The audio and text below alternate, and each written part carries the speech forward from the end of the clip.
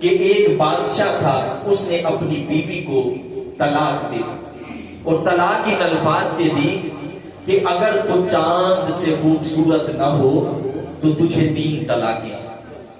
اپنی بیوی سے یہ کہہ دیا، اب کہہ تو دیا، اب جو چاند میں چمک دھمک ہے وہ بیوی میں تو نہیں ہے۔ اب سوچنے پر مجبور ہوا کہ میں نے بیوی کو یہ کہہ تو دیا کہ تو چاند سے خوبصورت نہ ہو تو تجھے 3 طلاقیں۔ پیار نے محبت میں یہ بات کر دی کیونکہ خوبصورت جو لگی، اچھی جو لگی، لیکن چاند میں جو چمک دھمک ہے ویسی بیوی میں تو نہیں تھی۔ اب سوچنے لگا، پھر مسئلے کو پوچھنے کے لیے نکلا کہ اب پوچھا جائے۔ یہ میں عقیدے کی بات، جس مطلب ہم عقیدے سے وابستہ ہیں، حنفی عقیدے سے، اس کی بات عرض کرتا۔ اب مسئلہ پوچھنے نکلا، وہاں علماء کے پاس پہنچا، وہاں شافعی بھی تھے، حنبلی بھی تھے، مالکی بھی تھے، سب علماء کرام تھے، اور ایک ابو حنیفہ کا شاگرد بھی رحمت اللہ تعالی۔ وہاں پر جا کر مسئلہ بیان کیا کہ میں یہ کہہ چکا ہوں۔ تینوں نے، شافعی، حنبلی، مالکی، تینوں نے یک زباں ہو کر جواب دیا کہ طلاق ہو گئی، بیوی فارغ ہو گئی، کیونکہ جو چاند میں چمک دھمک ہے وہ بیوی میں تو نہیں ہے، تو لہٰذا بیوی فارغ ہو گئی، طلاق ہو گئی۔ تو امام اعظم ابو حنیفہ کا شاگرد خاموش رہا۔ ان تینوں نے اس سے مل کر کہا کہ ہم نے کہا، ہم بولے، ہم نے جواب دیا، تو کیوں نہیں بولا؟ تو اس نے کہا کہ تم غلط بولے، میں اس لیے نہیں بولا۔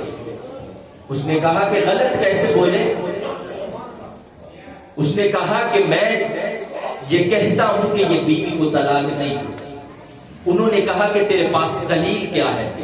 اس نے کہا کہ دلیل میرے پاس بڑی تگڑی ہے، اور دلیل میرے پاس قرآن ہے، کیونکہ قرآن میں اللہ رب العزت نے ارشاد فرمایا کہ لقد خلقنا الانسان فی احسن تقویم۔ احسن کے اندر تفضیل ہے، یہ سپرلیٹیو کی ڈگری ہے۔ فرمایا کہ انسان کو اشرف المخلوقات، 18,000 مخلوقات میں سے سب سے بہتر اور سب سے اچھا بنایا۔ اس لیے فرمایا کہ یہ قرآن ڈگری ہے، اور یہ بتا رہی ہے کہ انسان کو جس خوبصورت حاشیے پر پیدا کیا مخلوقات میں سے، یہ خوبصورتی کسے بھی عطا نہیں کی۔ تو تیری بیوی کو طلاق نہیں۔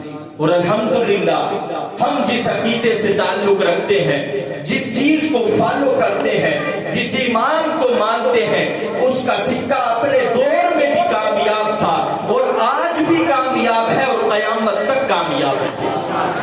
اللہ